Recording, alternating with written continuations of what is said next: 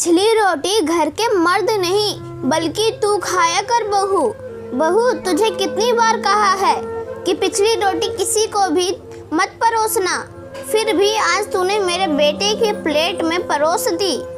कितनी बार तुझे एक ही बात समझाऊं? इतनी छोटी बात तेरे दिमाग में क्यों नहीं घुसती? ऐसा कहते हुए सुशीला जी थाली से पिछली रोटी निकाल कर गुस्से से रीना के हाथों में पटक कर रख देती हैं और कहती हैं, इसे तू खाया कर।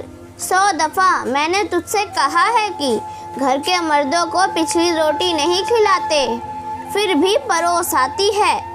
अरे घर के मर्द पिछली रोटी खाएंगे तो जिंदगी में कभी आगे नहीं बढ़ पाएंगे, हमेशा पिछड़े ही रह जाएंगे। इसीलिए तो कहती हूँ कि तू खाया कर। ऐसे भी तुझे कौन सा दुनिया से आगे निकलना है जो तू नहीं खाती ये पिछली रोटी।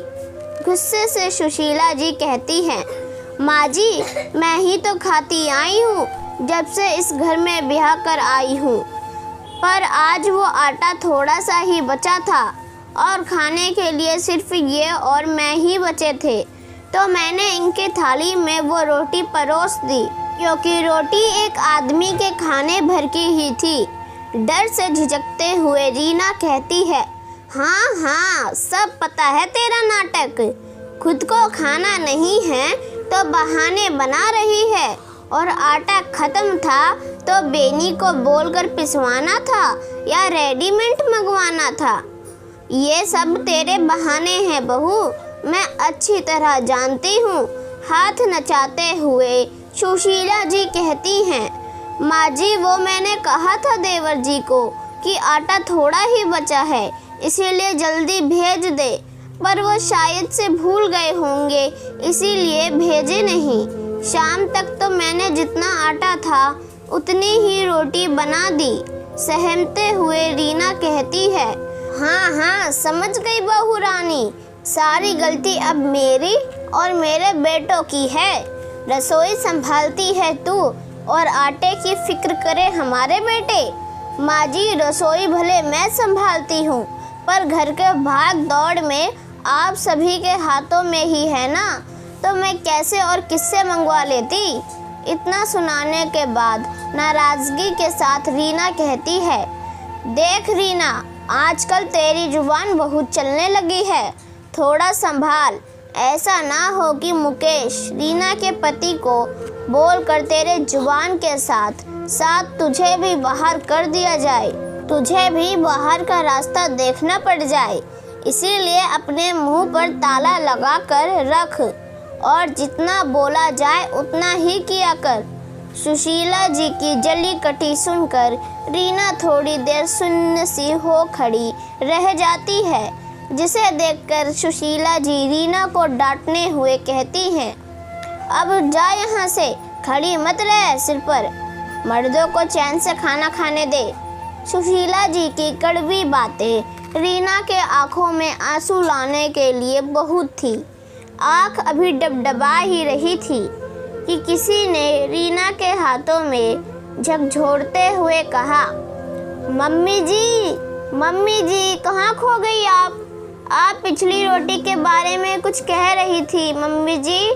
सना की आवाज़ से रीना जी अतीत से वर्तमान में लौट आई और अपनी सजल आँखों को खुद के वश में करते हुए अपनी बहू सना को कहती हैं, बहू, ये पिछली रोटी तू मत खाया कर, मुझे अच्छा नहीं लगता तेरा ये पिछली रोटी खाना।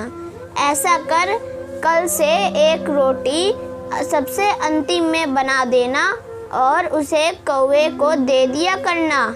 रसोई में सबसे लिए खाना परोसती हुई सना के गालों को छूते हुए रीना जी कहती हैं, पर क्यों मम्मी जी, रोटी तो रोटी होती है, पहली या आखिरी क्या फ़र्क पड़ता है। आज के ज़माने की पढ़ी लिखी सना रीना जी से कहती है, पड़ता है बहू, फ़र्क पड़ता है, समानता और बराबरी का फ़र्क पड़ता है बहू। इसीलिए तो कह रही हूँ, पिछली रोटी तू मत खाया कर, क्योंकि मेरे लिए सभी बेटे बहू बराबर हैं।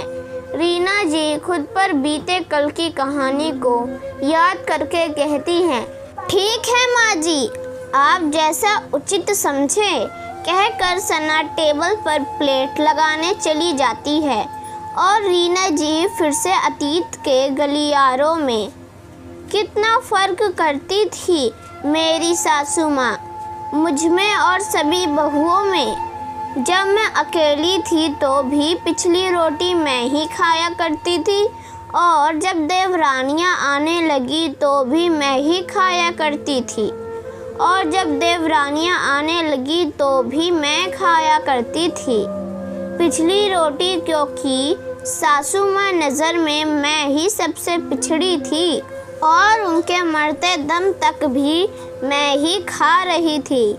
अपने घर में ऐसा नहीं होने दूंगी, क्योंकि मेरे लिए सभी बेटे बहू एक बराबर हैं।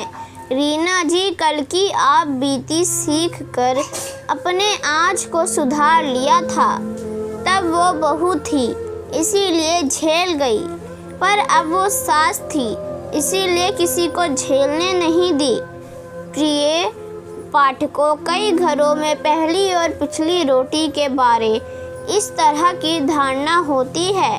पहली रोटी अक्सर गाय को दी जाती है और पिछली रोटी कौओं या कुत्ते को खिलाई जाती है।